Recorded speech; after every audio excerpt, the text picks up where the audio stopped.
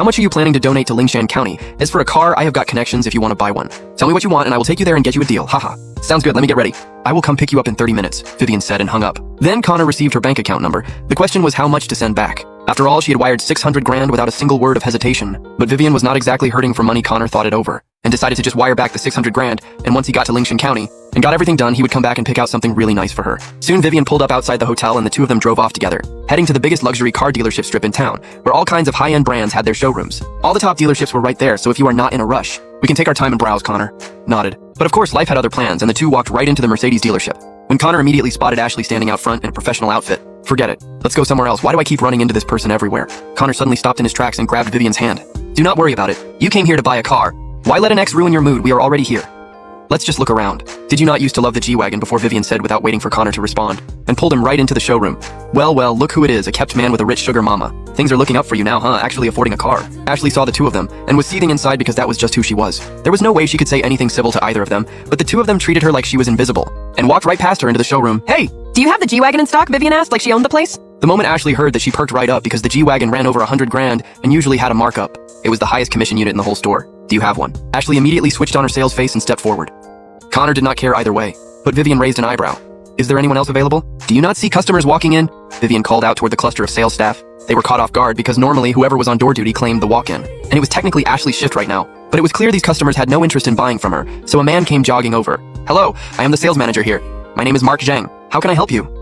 Do you have the G-Wagon in stock? I need to drive it off the lot today, and also, keep that woman away from me. Just looking at her kills my desire to buy anything. Vivian pointed at Ashley standing nearby. Mark had no idea what was going on between these people, but the customer was always right, and anyone buying a G-Wagon was basically a gift from above. Mark waved Ashley off. What kind of way is that to treat a customer? Go to the break room. I will deal with you later. Then immediately flipped on the charm, and smiled as he turned back to Vivian. We do have one fully loaded black G-Wagon in stock. You can drive it out today, but as you can probably tell, you are people of means. So you already know this model is in high demand and does carry a markup. Connor waved his hand. Let's go see the car. Ashley stomped off to the break room. Big deal, she found some rich lady to leech off of. What is so great about that? A kept man is still just a kept man. Her coworkers all started asking what was going on, because if this sale went through, the commission was going to be serious money. That guy is just some freeloader. Did you not see the news a few days ago? He is the second son of the Lin family, the one who got cut off and had to borrow 10 grand from his little brother. Think about it, Ashley said without holding back as she ran Connor down.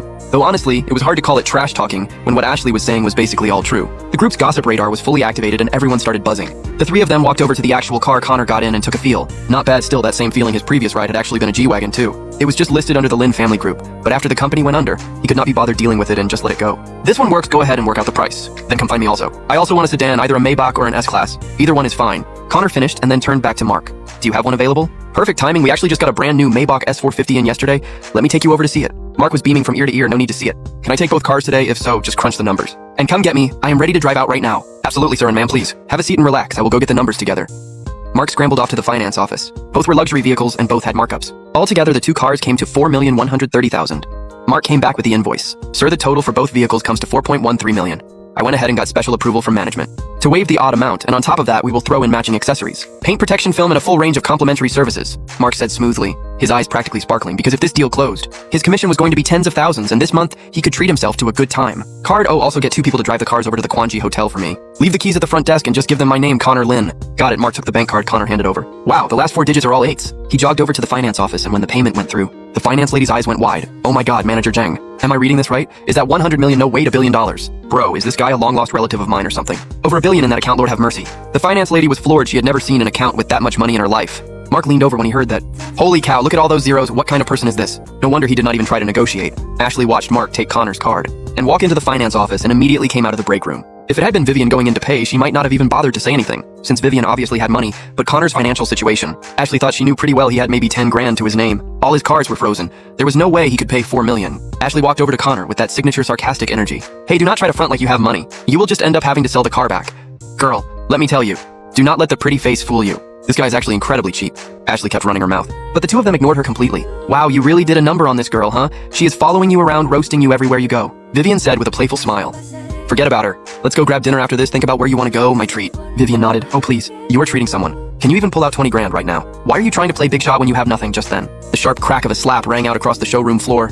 Mark came rushing back with the payment receipt and walked right into Ashley, mouthing off at his golden goose. What is wrong with you? This is our most valued VIP client. The man has over $1 billion in his account. and you think he cannot afford dinner. The moment that hit the air, the entire showroom went dead silent. Ashley was stunned from the slap, but weighed over $1 billion in his account. What? That was impossible. How could this broke loser have over $1 billion? You know, just a few days ago he was so broke he had to borrow 10 grand from his little brother. Ashley was yelling now because she could not accept this reality. At this point, Mark genuinely wanted to smack Ashley out of the building. What was wrong with this girl? What kind of beef could she possibly have to act like this? Open your eyes and take a good look. Is it really this much? Mark slapped the invoice right in Ashley's face. Ashley grabbed it and looked. Oh wow, 4 8s at the end. She knew this card all too well. It was unmistakably Connor's account. Back when they were together, the bank manager had personally hand-delivered it to Connor. Connor had gone through a phase where he liked using this card and had loaded a few million onto it for Ashley to spend. This cannot be real. There is absolutely no way, even if it is real, it cannot be his. A bankrupt rich kid, how could he possibly have that kind of money? That woman must have put it there. Ashley still refused to let it go. Vivian heard that and burst out laughing. Sweetie, you are giving me way too much credit, a few $100 grand. Sure, I could manage that. But $1 billion? How many people in this whole country could write that check without flinching? Do you have any idea? Connor made every single dollar of this after you two broke up. Do you regret it? Now Vivian went straight for the jugular. After all, neither she nor Connor had any goodwill left for Ashley, though Connor himself had let things go out of respect for the past, and never really made a big deal of it. Ashley stood there in a daze, completely hollow-eyed. How could this be? She suddenly stood up, rushed over to Connor's side and grabbed his hand tightly. Baby, I know you still have feelings for me, right? You came here to buy a car because you knew I worked here. You are boosting my sales. It is okay, you do not have to say anything. I will say it, let's get back together. Okay? Ashley could no longer keep up the tough act. Because the shock of $1 billion had completely broken through her defenses, Connor glanced at Vivian and gave a helpless smile. Keep working hard. Stop dreaming, Manager Mark. Remember to do exactly as I said. Get both cars to the hotel parking lot. I am having lunch and will need them this afternoon. Oh, and make sure both tanks are full. Vivian grabbed some cash for Manager Mark. Vivian reached into her limited edition Gucci bag and casually pulled out a stack of bills around 4 or 5 grand and placed it in Mark's hands. Fill it with premium 98 octane with that. Connor took Vivian's hand and walked out of the dealership, leaving behind a deeply regretful Ashley, an ecstatic Mark, and a crowd of nosy salespeople eating up every second of the drama. Let's find somewhere to eat. I want to go to that street food strip near Yunhai University and get some Peking duck. Want to go together? Once they stepped outside, Vivian naturally looped her arm through Connor's and said with a little pout. Connor nodded. Back at the Mercedes dealership, Mark stood there stone-faced, staring at Ashley, who was completely out of it. What exactly were you trying to pull? The guy just bought 2 luxury cars without even blinking. Did not negotiate for a single dollar, and you almost tanked the whole deal with your nonsense. This store needs people who sell, not decorations. You understand that. If I had not stepped in today, this deal was gone. Mark went off on Ashley without holding back. Can you believe it? Someone sitting on over $1 billion and he still let Ashley walk. Is he some kind of living saint? Haha, I am dead. You call the man a broke nobody, and turns out after going bankrupt, he actually came out even richer. If that were me, I would walk into a wall out of regret. The sales staff were all chirping away around her, but Ashley could not hear any of it. Right now, she had only one thought in her head, and that was getting Connor back. What she did not know was that some things once done can never be undone. Now pack up your stuff. Go collect this month's pay from finance. You barely worked a few days. Honestly, I should not even bother paying you, but I am in a great mood today. So grab your check and get out. I do not want to see you in this dealership ever again. With that, Mark strolled off humming to himself, leaving Ashley standing there in a stupor surrounded by her co-workers' mockery. Connor took Vivian out for lunch, and afterward the two headed back to the hotel. From downtown to Lingshan County was about a 3-hour drive, so Connor decided to leave right away. Vivian, I am heading to Lingshan County now. Once I wrap everything up, I will come back and find you. Vivian nodded. She was a thoughtful person, and had her own life to manage. Drive safe. Call me when you get there. Connor smiled warmly, pulled her into a hug. The two held each other for a moment, then said their goodbyes. Connor went to the front desk and picked up the keys to his G-Wagon. For this trip to Lingshan County, Connor had not yet figured out exactly how to allocate the donation money. Whatever, just get there first. Then figure it out on the fly. With that, Connor got in the car and hit the road. Though he had not told anyone from the Lingshan County government he was leaving early, the arranged meeting time was tomorrow. His phone started playing a ringtone. Connor glanced at the screen and saw it was his mom, Linda, so he answered. Mom, when Linda heard Connor's voice, she completely lost it. Ever since she had wired money to Connor, life had been really rough. Because Richard had specifically made it clear that nobody was allowed to help Connor, and of course checking everyone's transaction history was easy for Richard, so the same night Linda had sent the money, Richard already knew and had been treating her worse and worse ever since. And on top of all that, just today at noon, Richard had told her to move out of the Lynn estate and find her own place. All because Linda had broken the rules. He said, "Sweetie, where are you? Mom has nowhere to go." Linda's voice cracked. She had been pushed to the side for so long, and now she just could not hold it together anymore. Your dad kicked me out, and he also said the $1 million annual allowance is off the table too. He found out about the transfer I sent you. What should I do? Connor glanced in the rearview mirror and eased over to the shoulder. Turned on the hazard lights. It is fine. Go pack your things. Book the earliest flight to the city, then text me the details. I will have someone pick you up. As for the annual allowance, forget it. Your son just made over $1 billion in the last couple days. Taking care of you is no problem. Linda froze. $1 billion. Are you serious? You are not messing with me, right, son? Just go book the ticket. I am driving right now. Let me find somewhere to pull over and I will call you back. With that, Connor hung up and kept driving. The nearest rest stop was still 30 or 40 kilometers away. When Linda heard that, she immediately straightened up. $1 billion. What did that even mean? As long as she did not go blowing it recklessly, that was more than enough for a lifetime. Thinking that Linda wiped her eyes and thought, you want to push me out? Fine. I am too good for this place anyway. Linda laughed to herself and walked back into her room to start packing up her clothes. Richard was quite the character in his own right. He officially had one wife, but everyone in the know understood he had 2 other women on the side, both of whom had given him sons. Linda was one of them. She had given birth to Connor, and the other woman had hemorrhaged badly during delivery and never made it off the operating table. Richard was a man of traditional values and old school beliefs, so he had the whole family living together in a sprawling 6-story villa, 1 floor per family. Linda had been with Richard for so many years, and after he made his fortune, she had never really struggled, unlike his first wife. So she had always been looked down on in the household, but back when Richard was in good health, the tension had never been too obvious, but ever since he announced. The competition among the 4 sons for the family inheritance, it had gotten worse and worse. For a while, Richard had been willing to look the other way, but once he found out Linda had sent money to Connor, that look the other way attitude completely changed because as a man who had dominated the business world for decades, Richard hated nothing more than people going against his word. Linda packed while the tears started to fall. This place held so many years of memories, but holding on now served no purpose. It was better to leave with her head held high. Yuki, help me book a flight to the city as soon as possible, Linda said softly to the young girl standing behind her. Ma'am, are you really leaving? Yuki's voice broke a little because she had been with Linda for many years. Linda nodded. I am not welcome here. What is the point of staying? Just book the tickets. The sooner the better. Then ma'am, let me book 2 tickets. I want to come with you. We can sort out pay and everything. If you are not going to be here, there is nothing left for me either. Linda nodded because Yuki had been by her side for so many years. Her daily life, eating, sleeping, getting around. Yuki had always been right there taking care of her. It would be hard without her. All right, go quickly. Yuki had barely stepped away when the bedroom door swung open. Well, if it is not our second sister packing your bags, are we? What is wrong? Could not take it anymore. A sharp, cutting voice sliced through the room. Linda's face darkened. That voice belonged to Richard's wife, Margaret. My son is doing well. He is bringing me somewhere better. I will not be competing with you for this spot after all these years. I am tired of fighting without a clear winner. Linda had no interest in prolonging any conversation with Margaret. Margaret walked up to Linda and let out a big laugh. That is hilarious. Your son is doing well. How exactly in under a year? He burned through 10 million, or maybe it was getting kicked out of the Lin family. You really are stubborn after all these years. I swear maybe a few hundred years from now, when archaeologists dig up your bones, they will be shocked. How does someone stay this stubborn even after being dead wrong for so long? Margaret covered her mouth laughing while Linda's face went dark with fury. Sure, my son is nothing special. He just made over $1 billion in a few days. No big deal. I am sure pocket change like that does not even register for someone like you. Linda cleared her throat. In all these years, has Linda ever told a single lie? Keep it all. I do not want any of it. I am going to live the good life with my son. Linda started firing back. 1 billion. Margaret's expression shifted. 1 billion.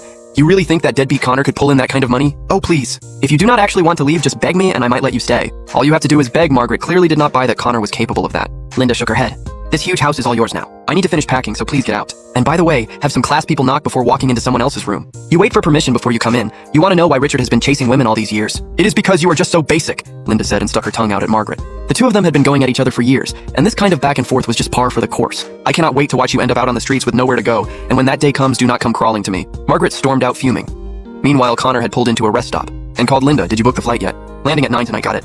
I will text your future daughter-in-law and have her pick you up. Oh, and send me your bank account number. I will wire you some money. Linda heard that and hung up immediately. Sent over her account number, then speed walked into the living room. Because Margaret was sitting on the couch eating fruit. Ding, your account ending in 6868 has just received a transfer of 100 million yuan, current balance 100,402,000 yuan. Linda had specifically set up the audio readout and made sure to walk over right next to Margaret when it played. Oh son, I got it. You did not have to send this much. At my age, there is no way I can spend all this. Linda was grinning from ear to ear. While Margaret's hand froze in midair and her face went completely dark, she was being shown up right in front of her own eyes. Linda could not care less. She had accomplished exactly what she came to do. Oh, you are still here, my bad. That was a little loud, sorry about that.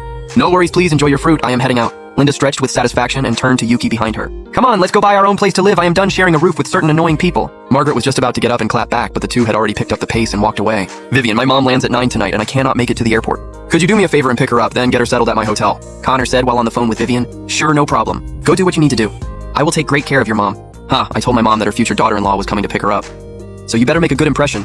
Vivian broke into the biggest smile when she heard that, but still let out a playful huff and hung up. Once Connor got off the highway, his heart sank a little. Thank goodness he had bought an SUV because any regular sedan would have had its undercarriage destroyed. The road was completely torn up. Potholes everywhere and any stretch that was reasonably smooth was few and far between. Connor just kept shaking his head. This is rough, really rough.